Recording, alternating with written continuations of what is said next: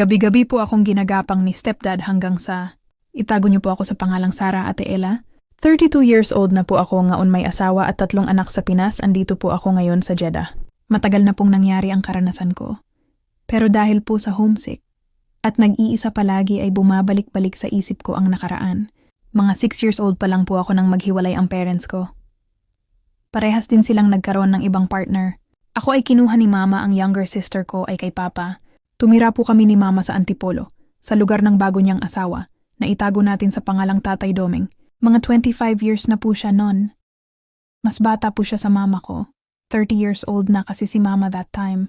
Dahil ang gusto niya ay tatay ang itawag ko sa kanya, at anak naman tawag niya sa akin, ang akala ko ay mabuti siyang tao. Mabait sila sa akin, ngunit nung knife na ako ay nagkaroon na din po sila ng sariling anak. Ang pakiramdam ko, Pio, ay hindi na ako miyembro ng kanilang pamilya. Busy na si Mama sa anak nila, nasakitin kaya ako na ang gumagawa sa bahay. Si Tatay Domeng nagbago na din, laging lasing at nanakit sa akin at kay Mama. Ngunit nung mag-10 ay ako nagsimula na siya sa pang-aabuso sa akin. Unang beses niya iyong ginawa sa akin nang wala si Mama, nakakonfine ang brother ko sa ospital. Kahit anong pagmamakaawa ko sa kanya, ay wala siyang pakialam. Tinakot pa ako na may mangyayari daw sa amin ni Mama kapag nagsumbong ako kay Mama at sa ibang tao. Simula noon halos gabi-gabi na niya ako ginagapang. Kubo lang bahay namin. Isa lang ang silid kaya sa sala lang ako natutulog mag-isa. Noong una po, Ate Ella, ay umiiyak ako. Pero nang magtagal po ay ako na mismo ang naghihintay sa bawat pagkakataon. Hindi ko din po ma-explain ang nararamdaman ng katawan ko eh. Siguro po ay dahil magaling din si stepdad at marami siyang ipinaranas sa akin. Simula po nung 10 ako hanggang 16 years old ay nangyayari yon dahil ang mama ko ay pumasok noon ng katulong sa Pasig at every week lang ang uwi. Pinapagamit lang ako ni stepdad ng protection. Ngunit nung 4th year po ako, bago mag-graduation, isang gabi ay bigla na lang umuwi si Mama at tinabot niya na sa kwarto ako natutulog. Habang nakayakap si stepdad at parehas kami na walang saplot. Ang stepbrother ko na 7 years old naman ang nahiga sa higaan ko sa sala. Inaway ako at pinalayas ni Mama. Pero hindi naman niya ako sinaktan, sa salita lang. Pansamantala akong nakituloy sa advisor ko.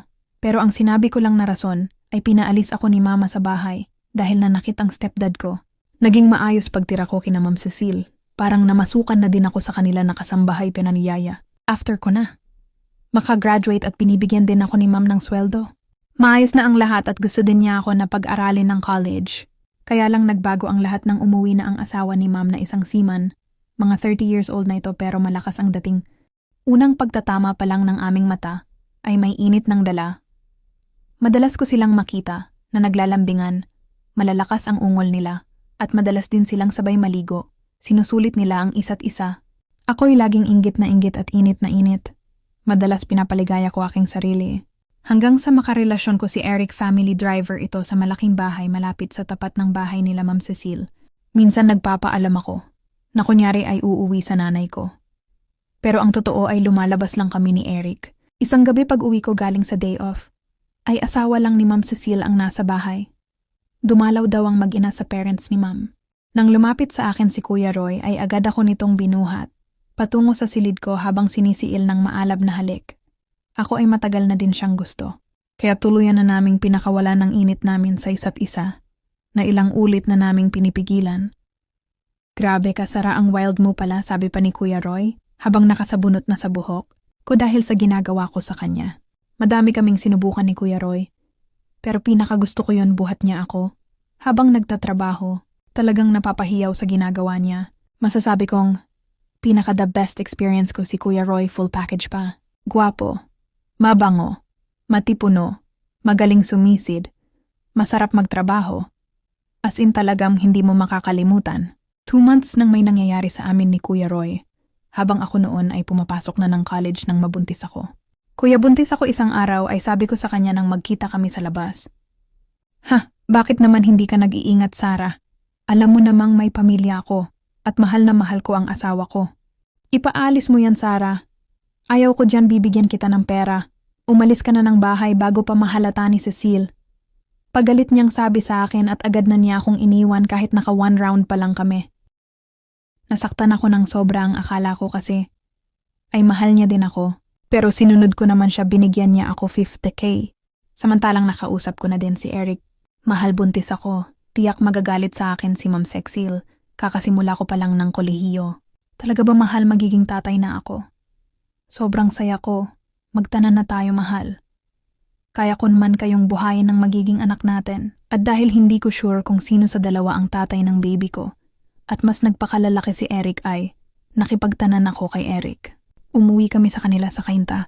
Buong puso akong tinanggap ng mama niya, ang tanging kasama niya sa buhay. Naging maayos ang pagsasama namin ni Eric sa Cainta. Tumutulong ako sa mama niya, mag-counter sa karenderya nito, kaya nalibang na din ako at tuluyan ko ng kinalimutan si Kuya Roy.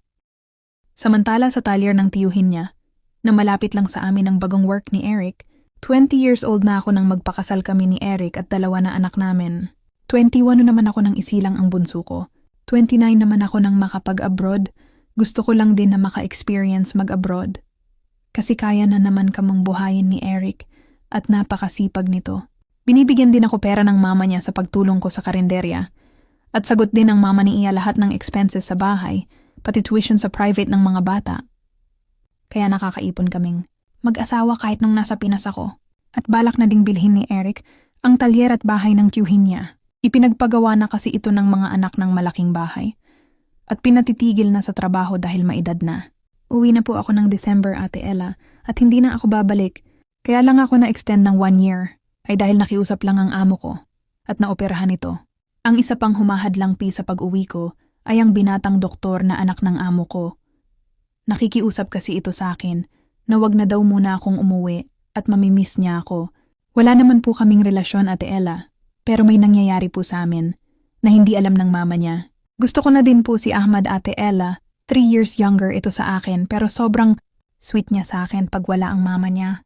Nakakalito po, Ate Ella. Hindi ko alam kung may sakit lang ba akong kamanyakan. Kaya patol ng patol. O baka dahil ito sa past ko. Nalilito ako kung alin yung love, yung like, or yung libog lang. Hanggang di ito na lang po muna ang story ko, Ate Ella. Maraming salamat po sa pag-share. Sender Sarah from Cainta.